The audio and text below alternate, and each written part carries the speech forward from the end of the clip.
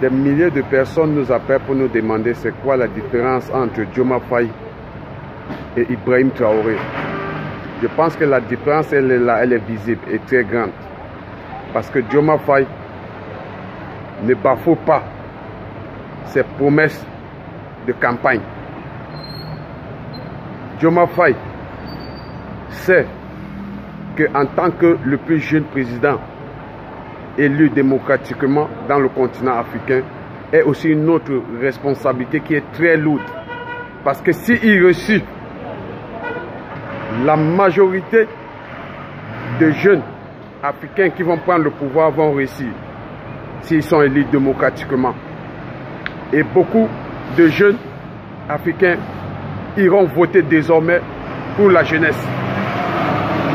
Diomaye Faye a été invité aux Jeux Olympiques. C'est parce que il est déjà un bon exemple pour les Africains et pour les Occidentaux. Pas forcément parce qu'il va travailler pour les Occidentaux, non. Il va travailler pour son peuple. Mais il ne peut pas travailler pour son peuple sans les Occidentaux. Car chasser la base militaire française sur le sol sénégalais n'est pas à son profit. Car l'armée sénégalaise n'est pas encore indépendante. Elle n'a pas encore été formée comme il se doit. Pour cela, la base militaire française a le droit de rester encore dans beaucoup de pays africains jusqu'à ce que nous deviennons indépendants.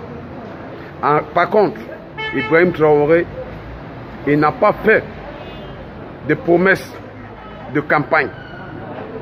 Mais quand il a pris le pouvoir, il a fait une interview où il a promis ne jamais rester au pouvoir plus de 3 mois.